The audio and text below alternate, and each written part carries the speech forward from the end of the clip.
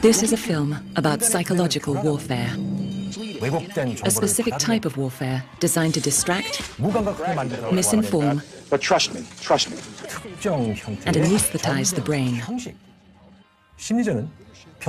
It has many disguises and is used against every one of them, against them, and against them.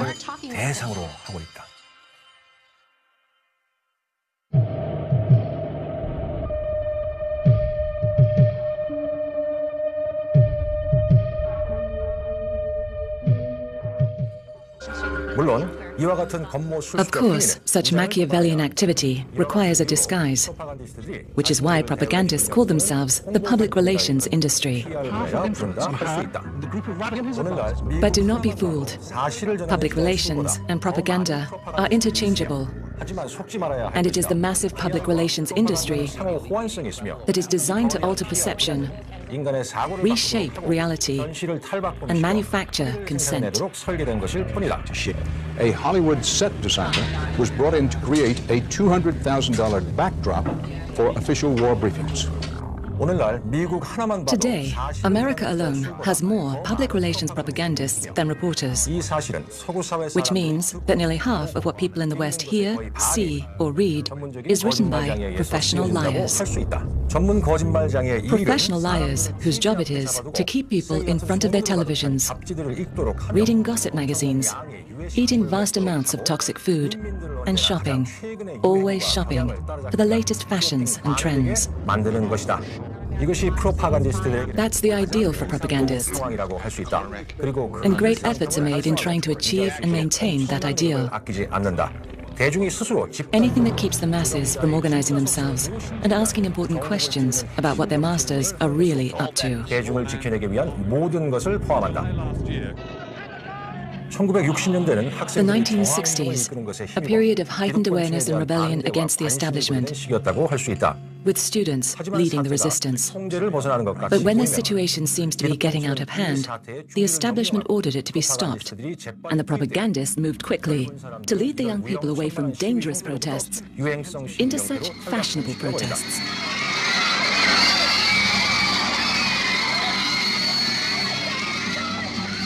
That was then. This is now. Fashion, celebrity, sex, music, technology, any kind of revolution except the social revolution. In this film, we will reveal the methods used by the propagandists to control populations on behalf of their owners.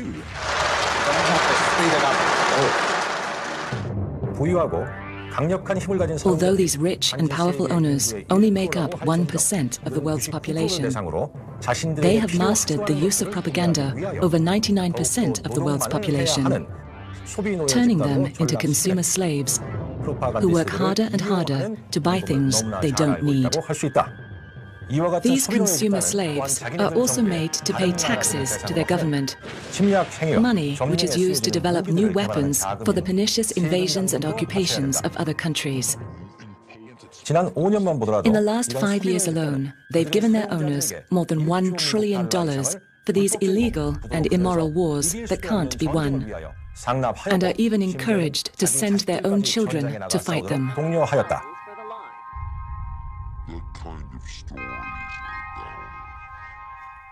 This is Doctor of Psychology, Professor Kim.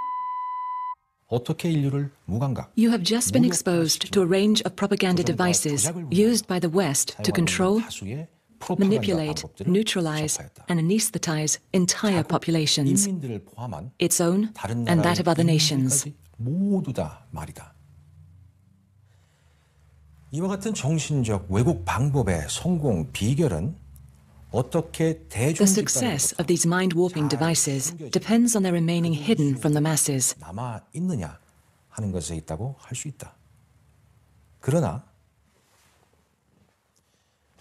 경애하는 지도자 동지는 인민 모두가 스스로의 눈으로 정확하게 어떻게 But our dear leader has insisted that you see with your own eyes exactly how this war against the mind is used to turn Western citizens into compliant slaves. 이용되는지를 볼 것을 주장해 오셨다.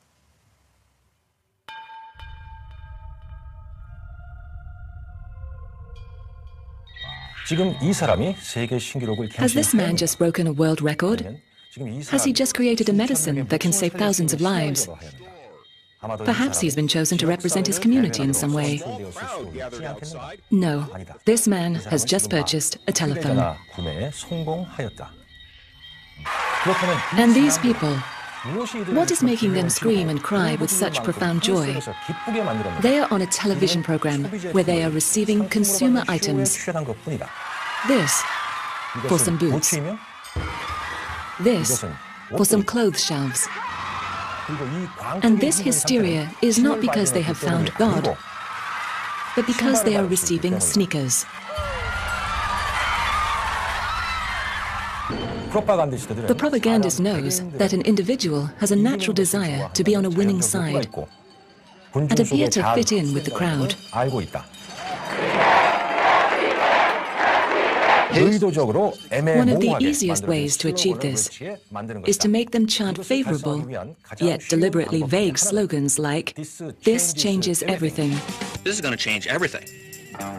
Just do it. I'm loving it. Or support our troops. The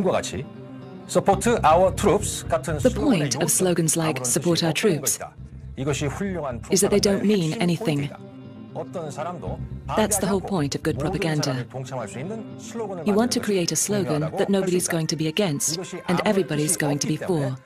Nobody knows what it means because it doesn't mean anything. Points out Professor Noam Chomsky. With this in mind, propagandists can provide simple answers to complex problems and ask for approval without question. Either you're with us, either you love freedom, or you're with the enemy. They can use this method to sell phones, violence, cosmetics, or even false wars, like the unwinnable war on terror announced by these degenerates, and the hypocritical war on drugs announced by this master criminal, who is awarding a medal to this man for joining the war on drugs, despite this man being a drug addict.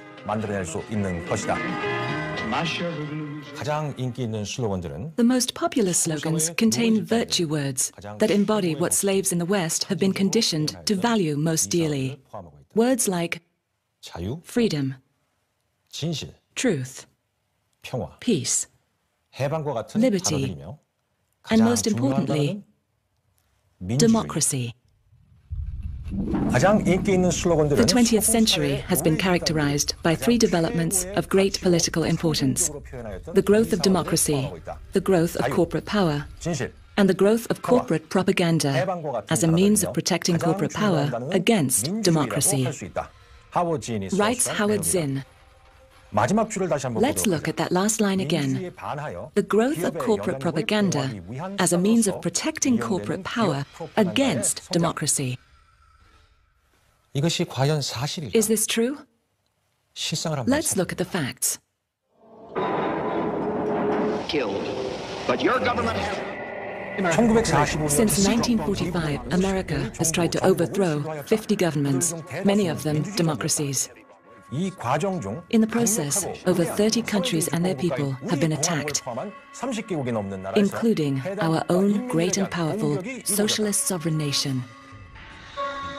And the result? Not one single undemocratic country has been turned into a genuine democracy.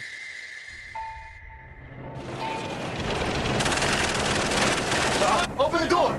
Get your hands up and come outside. Yeah, clear the house now. Let's sweep on down. I want peace as much as you do. The grotesque act of invading other countries, claiming them as your territory, and stealing their resources to keep your emperor, crown, or corporate owners in power used to be known as empire building. The latest propaganda slogan for empire building is globalization, a vague word with warm connotations of unification. 하지만 이의 진정한 But what it really 의미는 means is the acquisition of other people's resources at any cost 무제한적인 and unlimited slave labor. Slave labor needed to produce the unnecessary goods sold to these slaves. 생산하기 위해 필요한 노동 Slaves to persuasion and influence. 노출되어 있는 노예들. 현실적으로 이들은 In 자신들이 reality, these are debt slaves, since they can't even afford the things they buy. 할수 있다. 설령 Even in times of peril and economic meltdown, 그들 대통령의 at the orders of their president, 이들은 계속해서 they must keep consuming. 하여야 한다. Is this democracy? 2003년 2월 15일 On February 15, 2003, millions of people worldwide took to the streets in the world's largest ever day of protest, a protest against the pirate Bush regime and their British and Australian lapdogs who wanted to go to war on manufactured grounds. The majority of the world voted against this war, but were ignored. Is this democracy? The powerful 1% went ahead with their pre-planned war, as always, using the poorest people's children to do the fighting. You're here for your fucking freedom! So back up right now! 주지하여야 될 부분은 It's important to note that these cowards were happy to order mass death and destruction, 없음에도 불구하고 파괴와 despite never having been in battle themselves. 주저함이 없다는 것이다. Is this democracy? 아니다. No. 민주주의란 대중이 결정을 도출할 때 Real democracy is when the majority of people make a decision and it's upheld. For example, in polls taken throughout the world, 거짓으로 짜맞춰진 the vast majority of citizens want to see these war criminals committed to stand trial for crimes against humanity. 시민이라는 점을 들어 인간성에 대한 범죄로서 Since 90% of the casualties of their false war on terror were innocent civilians.